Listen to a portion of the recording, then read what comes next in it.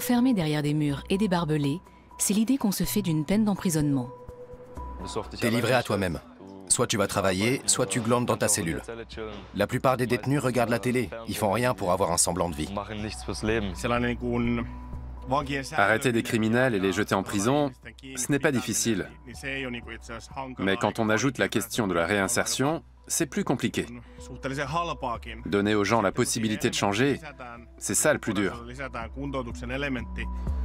Repenser la prison pour faciliter la réinsertion sociale des condamnés. La Finlande a fait le pari de plus de liberté et l'Allemagne lui emboîte le pas.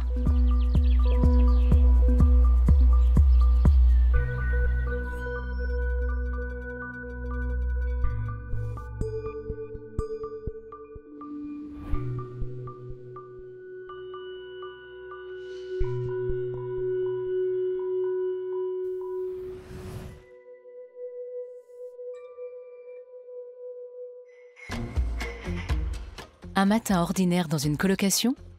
Non, une résidence hébergeant 7 jeunes délinquants dans une prison. Tu me passes le salami, s'il te plaît? Cihan Arslan est l'un d'eux. Sofia et Andreas Brauerle, les responsables de la résidence, vivent ici avec leurs enfants. La prison dans un environnement familial. C'est l'heure des anecdotes du quotidien. Vladimir était en train de faire son sport, et tout d'un coup, je l'ai vu monter l'escalier à toute vitesse. J'ai cru qu'il voulait s'enfuir, mais il croyait aller où comme ça? Et là, j'ai compris qu'il s'était fait piquer par une guêpe. Il ne serait pourtant pas bien difficile de s'enfuir. Il n'y a ni clôture, ni porte, ni serrure. La Maison du Lac à Leonberg est un établissement pénitentiaire pour jeunes délinquants, composé de 3 résidences. Ce n'est pas une prison classique. Après le petit déjeuner, les détenus accomplissent des tâches ménagères. Une travailleuse sociale structure le quotidien de chaque résidence. J'ai passé toute une journée avec lui au garage et j'ai eu l'impression d'être un contremaître automobile. Malgré l'ambiance décontractée, tous les détenus savent que s'ils veulent rester, ils doivent respecter le règlement à la lettre. Sinon, c'est retour à la case-prison. La journée se déroule selon un planning bien défini. Le matin, on a un quart d'heure de tranquillité. On s'assoit et on lit un livre de notre choix. Je suis en train de lire Fleurs du désert. C'est très intéressant. Je le recommande. L'établissement n'héberge pas plus de 21 multirécidivistes. La durée moyenne de détention est de 18 mois. Dans un système à plusieurs niveaux, les détenus peuvent acquérir des libertés. Andreas prend des notes sur le comportement des jeunes. La stricte observance du règlement et la serviabilité donnent droit à des bons points et donc à du temps libre. Dans un an, Cihan pourra aller sans surveillance à sa formation en construction métallique. Je m'appelle Cihan Arslan, j'ai 20 ans et je suis là pour purger ma peine. J'ai été condamné à 3 ans et 2 mois pour vol aggravé avec coups et blessures. Bonjour. Dans les ateliers, les jeunes délinquants effectuent un vrai travail. Aujourd'hui, il faut modifier une commande. Le client veut un plus gros diamètre. Les jeunes voient la différence entre une marchandise anonyme fabriquée en série et un produit personnalisé selon les souhaits du client. J'ai usiné de l'acier pour la première fois ici, et ça a été le coup de foudre. J'adore réaliser une pièce avec le tour. Je peux participer à toutes les étapes jusqu'au montage, et tout ça à l'extérieur. Avec une peine carcérale classique, ce serait pas possible. Comme lui, 90% des jeunes passent un diplôme. Une fois leur peine purgée, 99% entreront dans une entreprise ou intégreront une école. Cihan nous montre des pièces bien notées. Une grande partie de toutes les pièces que j'ai usinées l'an dernier. Quand on les voit terminées, on se dit que ça ne doit pas prendre plus d'une après-midi pour les faire. Mais je me suis donné du mal. Et le résultat a été une source de bonheur intense.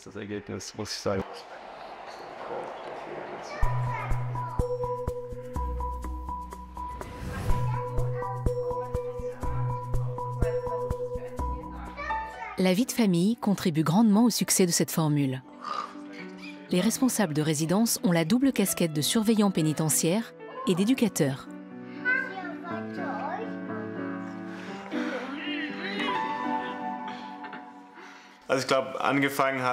Ça a commencé quand j'ai effectué mes 6 mois de stage dans l'établissement. Je faisais des études pour travailler dans le social et j'avais postulé ici. J'étais chargé de m'occuper des jeunes. Le fait d'habiter ici avec les jeunes, c'est devenu notre deuxième maison. À chaque fin de semestre, je passais mes vacances ici. On est allé à Haïti pour notre voyage de noces et quand on est rentré, on s'est dit qu'on allait faire ce métier.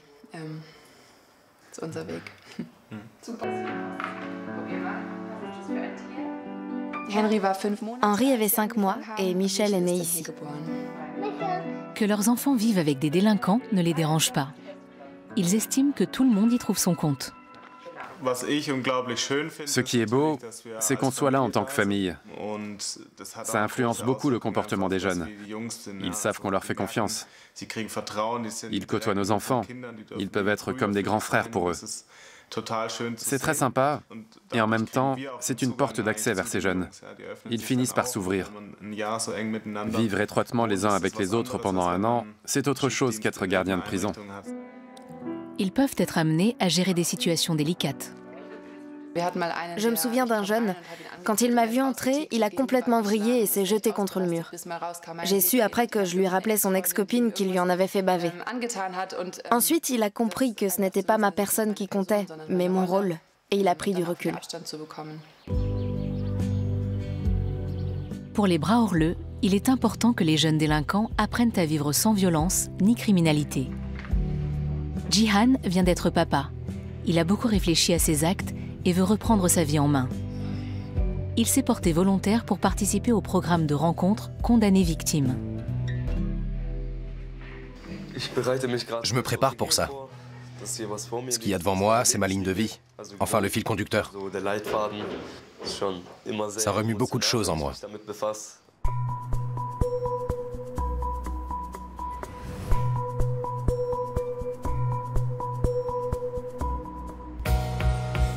Irmela Abrel, la directrice de l'établissement à l'origine de ce programme, vient aujourd'hui pour un entretien préalable. La future rencontre mettra en présence une victime et un délinquant concernés par une agression de même nature. Jihan va ainsi se retrouver face à quelqu'un qui a subi des violences graves, similaires à celles qu'il a commises. Il devrait y avoir 5 victimes présentes et 4 autres auteurs à part toi. Pour les victimes, c'est une démarche difficile de venir jusqu'ici pour vous rencontrer. Jihan a quelques appréhensions de son côté. Ma plus grande crainte, c'est d'être jugé sur mon passé et pas sur celui que je suis aujourd'hui. On attend des auteurs qu'ils expriment un repentir sincère à l'égard des victimes. Car purger une peine n'implique pas nécessairement qu'ils comprennent la souffrance qu'ils ont infligée.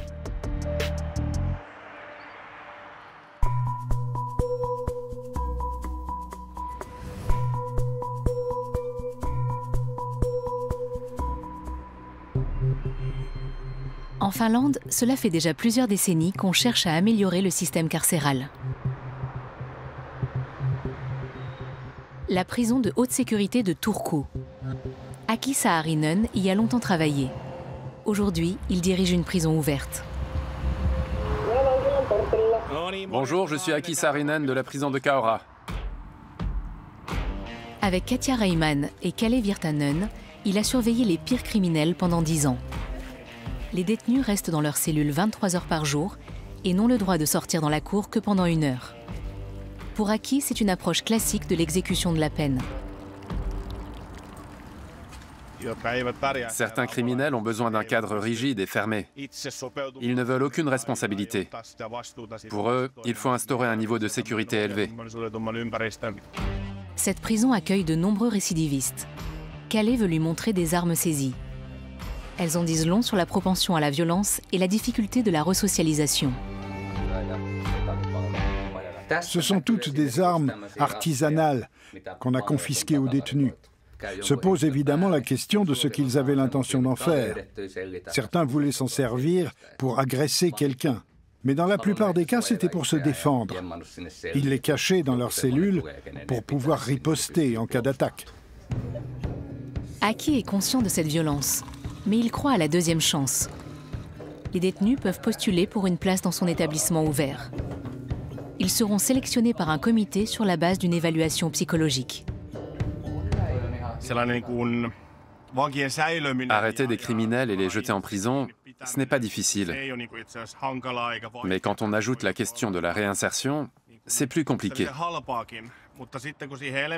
Donner aux gens la possibilité de changer, c'est ça le plus dur. Enfermer les auteurs d'infractions et les mettre au banc de la société, c'est la solution de facilité. Mais en Finlande, on n'a pas cette mentalité. On pense que les gens peuvent changer. Le concept apparaît en Finlande à la fin des années 60. Les prisons sont surpeuplées et ont mauvaise réputation, comme ici à Kakkola. Des études montrent que malgré un taux d'incarcération élevé, la criminalité ne baisse pas. Le gouvernement de l'époque décide de réformer le système judiciaire et pénitentiaire en créant, entre autres, des prisons ouvertes destinées à faciliter la réinsertion sociale des condamnés. En misant sur la relation de confiance plutôt que sur des murs, la Finlande a réduit de moitié son taux de détention, qui est d'ailleurs le plus faible de l'Union européenne. La moitié de ses détenus vivent dans des établissements ouverts. Comme celui de Kaura, situé dans l'arrière-pays peu peuplé de Turku.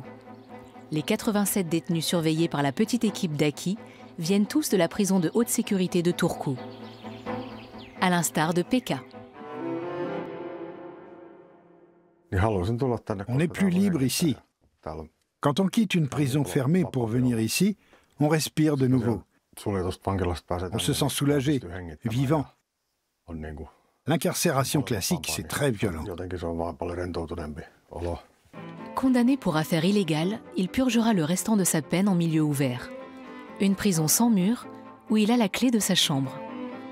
Il souhaite garder l'anonymat pour protéger ses enfants.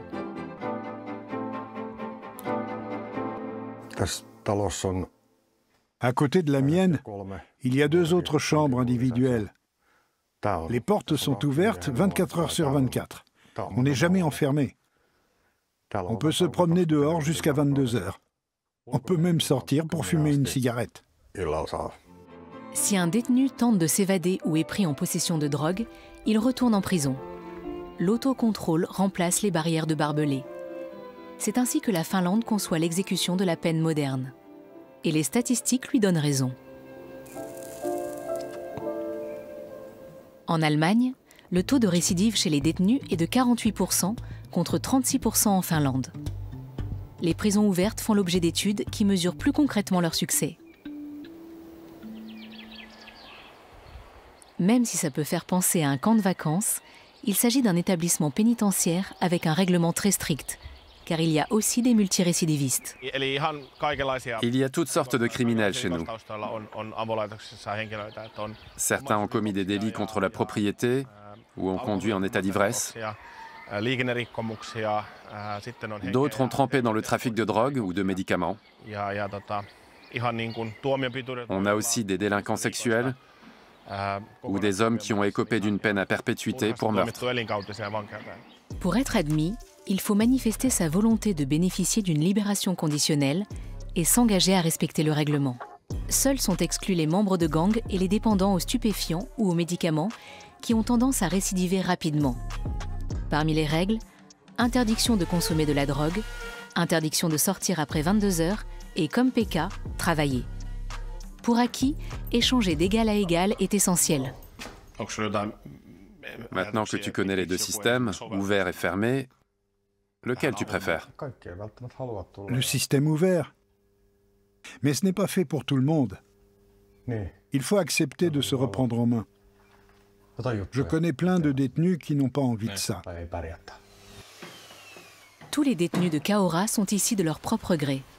Ils espèrent se réinsérer plus facilement dans la société. Dans les prisons ouvertes, non seulement le taux de récidive chute, mais les coûts de personnel sont moindres pour l'État. En Finlande, un détenu en milieu fermé coûte environ 250 € par jour. En milieu ouvert, c'est 180. L'État économise ainsi 70 € par jour et par détenu. Les condamnés vont faire leurs courses à Aura, la ville voisine de 4000 habitants, sans que cela ne choque personne.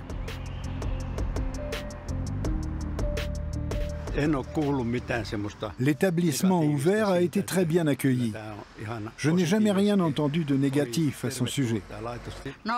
Avant, j'avais une boutique de vêtements pour hommes, où venaient parfois les détenus. Les surveillants restaient dehors. Ils avaient tellement confiance qu'ils laissaient les détenus faire leurs emplettes tranquillement. Ils savaient qu'ils ne feraient pas de bêtises. Ce type d'établissement repose sur la confiance. C'est bien, je trouve. Ils font un tri au préalable, selon plusieurs critères. Bonne conduite, respect des règles, retour à l'heure. Il n'y a que ce profil de détenus là-bas. Devant la baisse du taux de récidive et la réussite de la réinsertion, le gouvernement finlandais a décidé de construire des prisons ouvertes en pleine agglomération. La plus récente se trouve à Jyväskylä, une ville moyenne située à 3 heures au nord d'Helsinki pour les détenus dont la famille habite ici. La gare et les quartiers résidentiels sont juste à côté. Aki a rendez-vous avec Petri Laitinen, le directeur adjoint.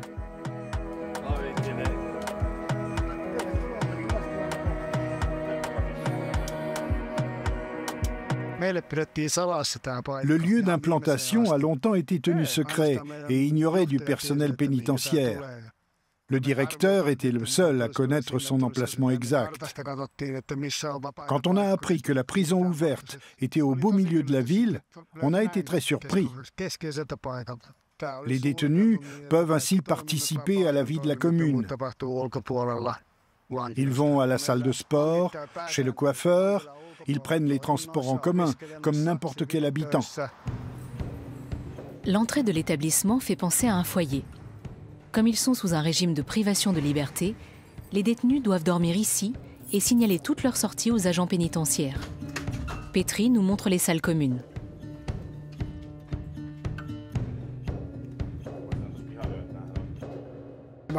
Les détenus se font à manger ici.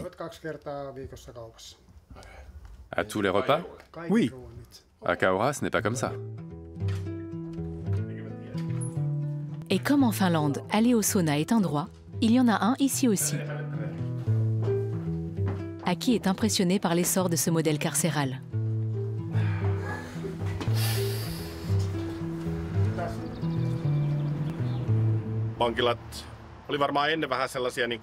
Avant, les prisons étaient reléguées à la périphérie de la société. Aujourd'hui, elles reviennent lentement en son centre. On prévoit de construire une prison ouverte dans le centre-ville de Turku. J'aimerais bien être acteur de ce changement.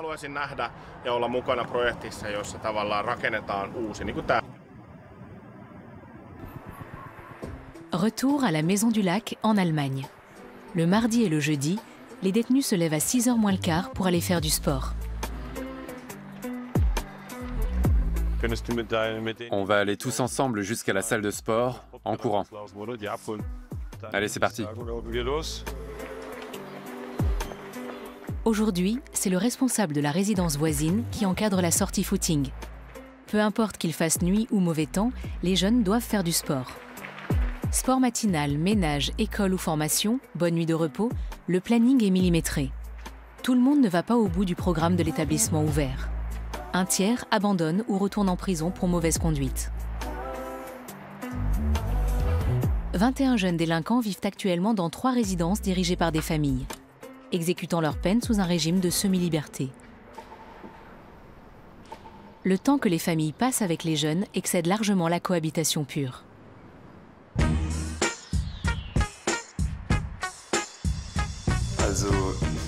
Ici, sur ce mur, c'est les photos d'événements qu'on a partagés tous ensemble. Une fois par an, on a droit à un week-end de 4 jours en famille.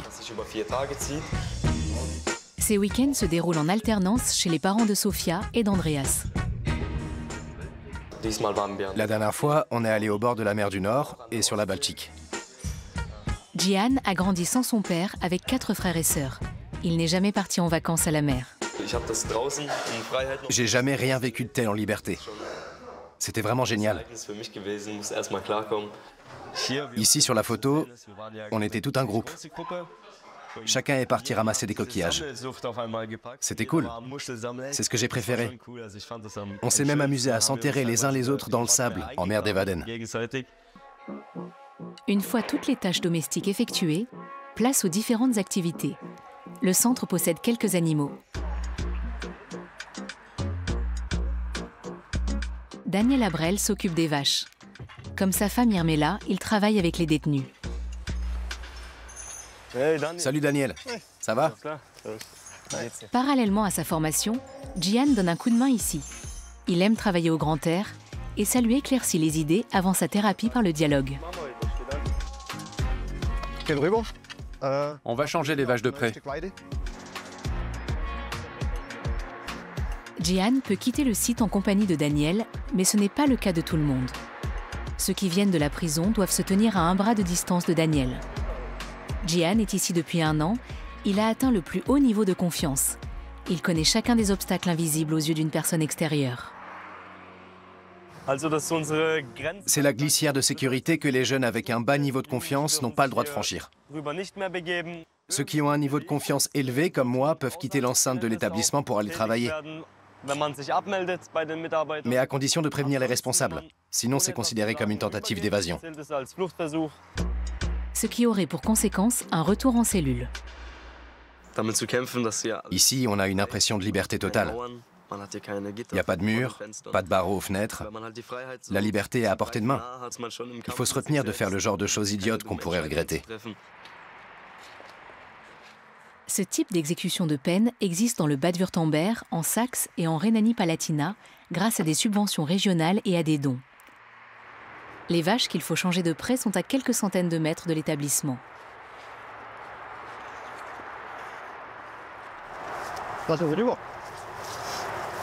La mission du jour, inspecter les clôtures électrifiées. On va regarder la clôture. Tu fais le tour par la gauche, moi par la droite. Au début, Gian a eu du mal à s'habituer aux vaches. J'arrivais pas à les comprendre. Quand j'étais dans l'étable, elles se ruaient toutes d'un coup à l'intérieur. Pas pour m'attaquer, mais j'avais peur. Tu sens le sol trembler sous tes pieds. Mais sinon, c'est des bêtes adorables. Il a appris les responsabilités et pris confiance en lui. Un important principe éducatif pour tous ces jeunes. Il s'est même occupé d'une bête à laquelle il fallait donner des médicaments. Il a attendu patiemment de pouvoir l'approcher.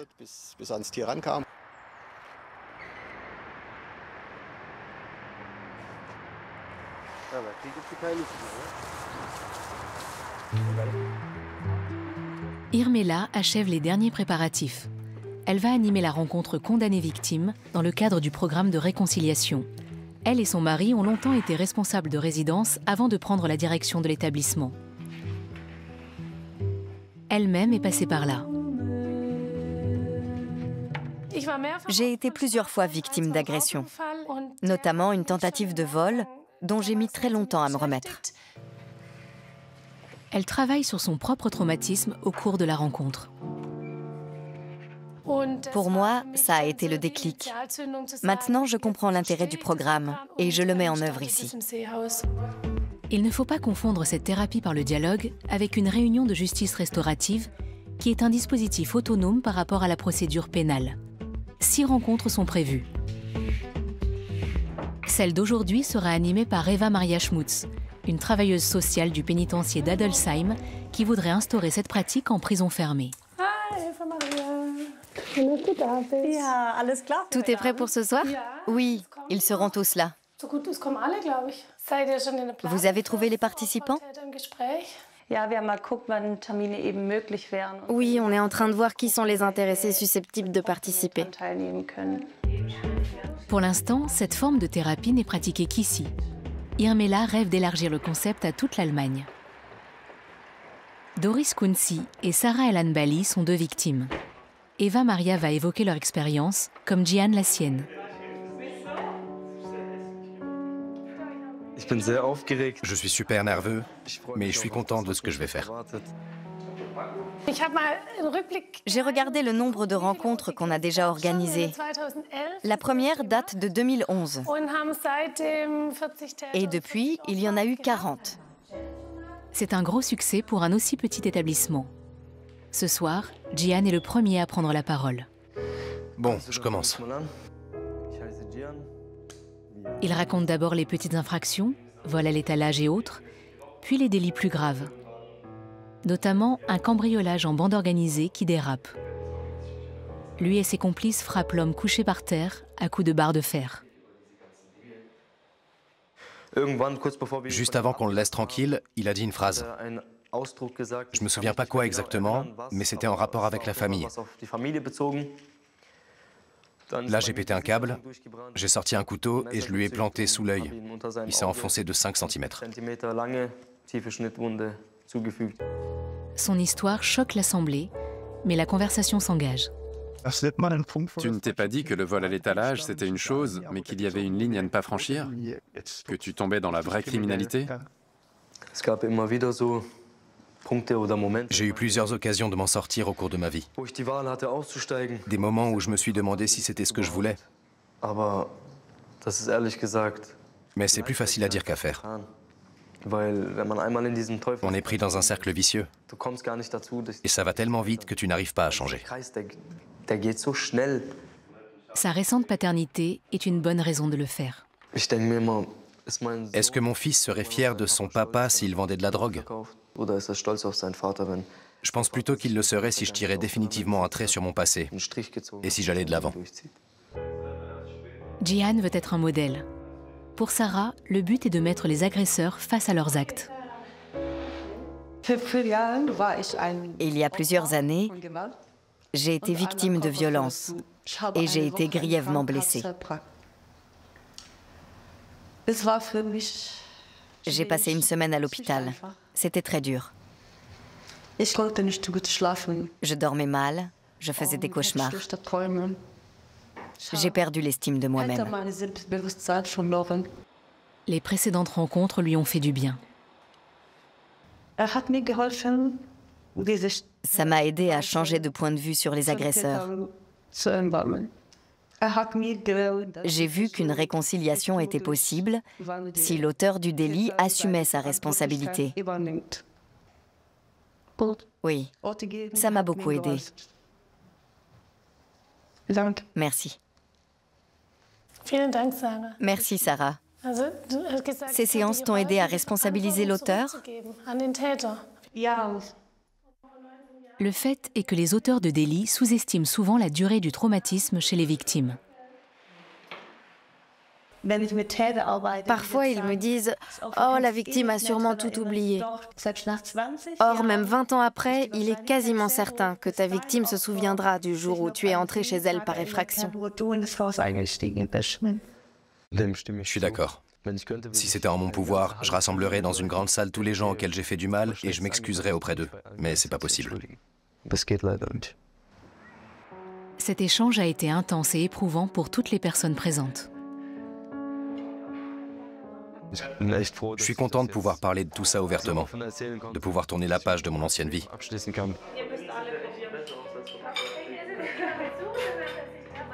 Ces rencontres détenus-victimes font partie des mesures de justice restaurative.